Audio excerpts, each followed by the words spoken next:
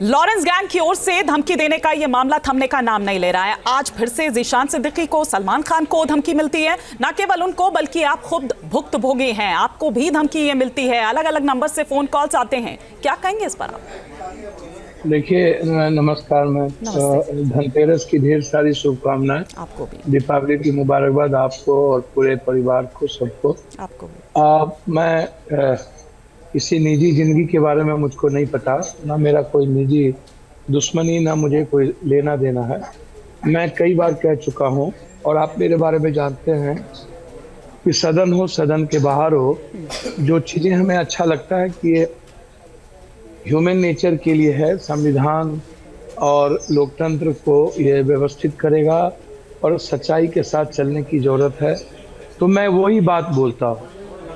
मुझे नहीं पता कि सलमान को फिर इसने आज धमकी क्यों दिया, फिर ज़ीशान को क्यों दिया। तो मैं ये जिम्मेदारी सरकार की है, ये जिम्मेदारी सुरक्षा की जिम्मेदारी बम्बई पुलिस की है, देश की है कि देश में संविधान बड़ा होगा कि व्यक्ति बड़ा होगा, कि माफिया क्रिमिनल बड़ा होगा, देश में लोकतंत्र और कानून बड़ा होगा कि एक व्यक्ति बड़ा होगा, ये सरकार जाने। मेरा इससे कोई लेना देना नहीं। मैंने एक सही बात थी, उसको मैंने कहा कि कानून से ऊपर कोई नहीं है, देश से ऊपर कोई नहीं है।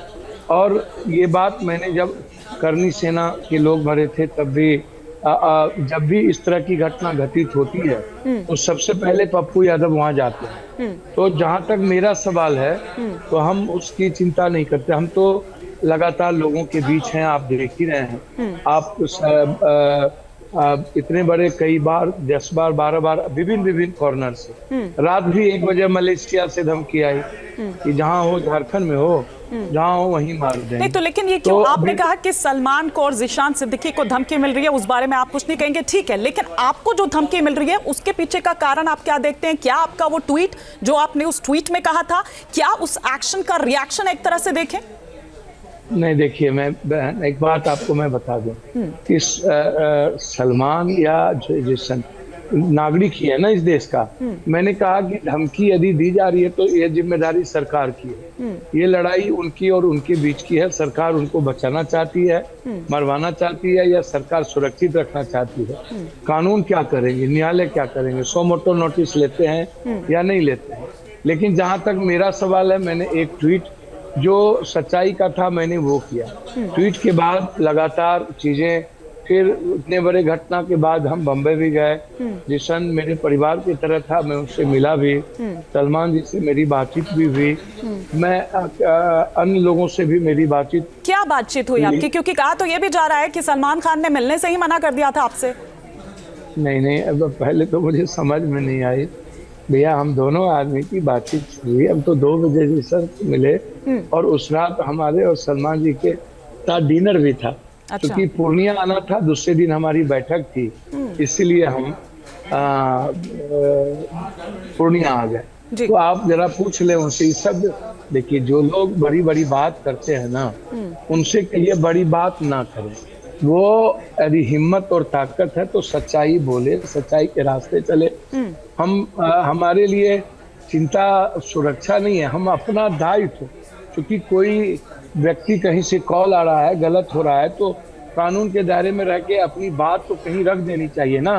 तो मैंने डीजी साहब को कहा, चीफ सेक्रेटरी दीपक जी से 5 बार मैंने सुरक्षा के सवाल पर मैंने कहा और लोगों को आप जेड पौने 12 घंटे में देते हो, वाई प्लस देते हो, वाई फ्रेड देते हो, जेड प्लस देते हो, मैं नाम किसी का नहीं लूंगा, वो आप जो समझते हो करो।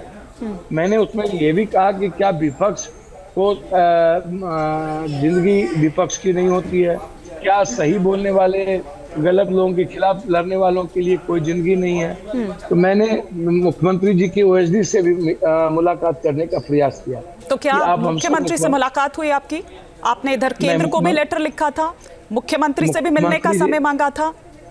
मुख्यमंत्री जी, आपको लगता है कि उनके जो चारों तरफ जो लोग घिरे हुए हैं, वो लोग मुख्यमंत्री जी को कभी हमसे मिलने देंगे?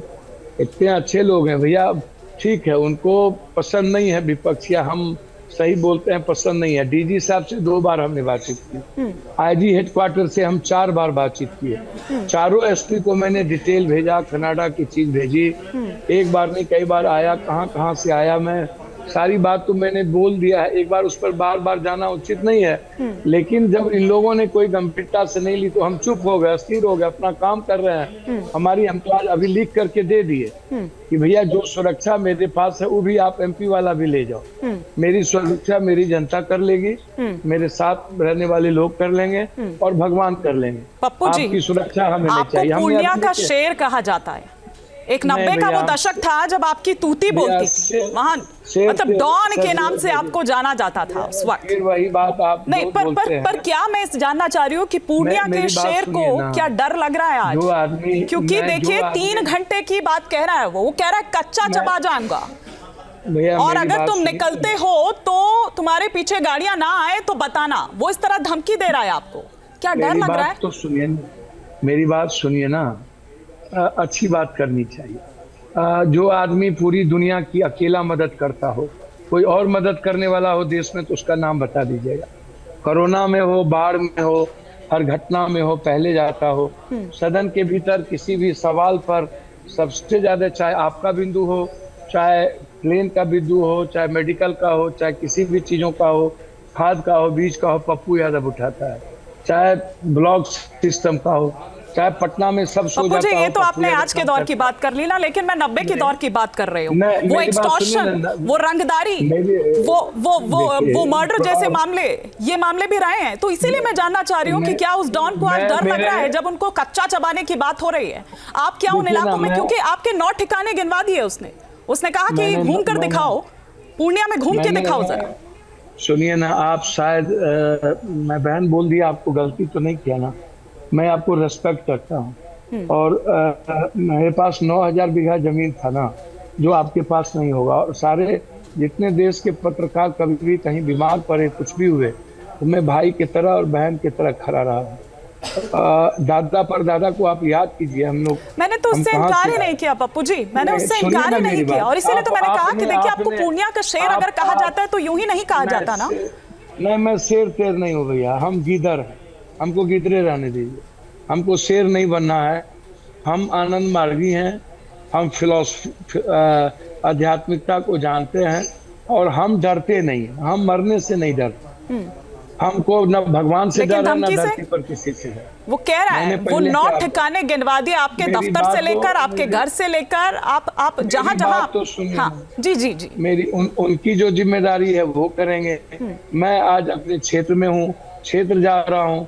मुझे झारखंड में हेमंत जी के लिए को मुख्यमंत्री बनाने के दायित्व के साथ काम करना है। महाराष्ट्र में हमको प्रचार के लिए कांग्रेस कहेगी तो वहां भी जाना है। कौन क्या करेंगे वो उनका दायित्व है। सरकार की जिम्मेदारी है किसी को बचाना, किसी को मरवाना, किसी को मारना। हमारे लिए हमारी जनता काफी है, आप बेफिक्र हैं।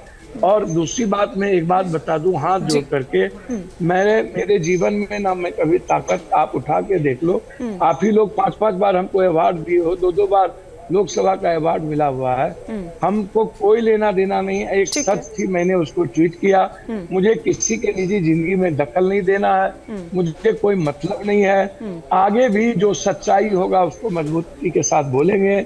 हमें पसंद नहीं है कि कोई व्यक्ति यह कहे कि मैं इसको मरवा दूंगा, मैं उसको मरवा दूंगा, मैं उसको मरवा दूंगा। ये मुझे अच्छा नहीं लगता है और इसीलिए मैं ये बात कहता हूँ, चाहे कोई भी बात हो। तो इसीलिए बहन आप इसको समझिए, मैंने अपनी सुरक्षा के लिए इसीलिए चिट्ठी लिखी थी कि वाइड थ्रेट हमको पहले से था।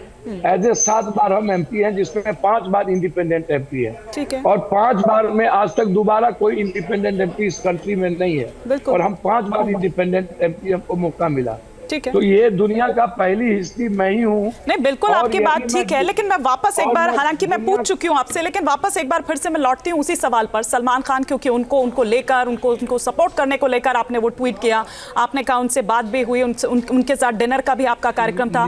क्या मैं साथ हूँ? जी, मैं हर उस इंसान के साथ हूँ जो इंसान सच्चे नागरिक हैं, जो किसी भी जाति धर्म वर्ग का है, चाहे वो करनी सेना के अध्यक्ष हो, चाहे कोई भी हो, चाहे बिहार लेवल पर हो, चाहे झारखंड में कोई भी अमन शाह हो या कोई क्रिमिनल हो, यदि वो आदमी कानून से ऊपर है और वो चाहता है, तो मैं तो इतना ही कहूंगा, मैं अपनी बात लोकतांत्रिक मूल्यों की रक्षा के लिए बोलता रहूंगा।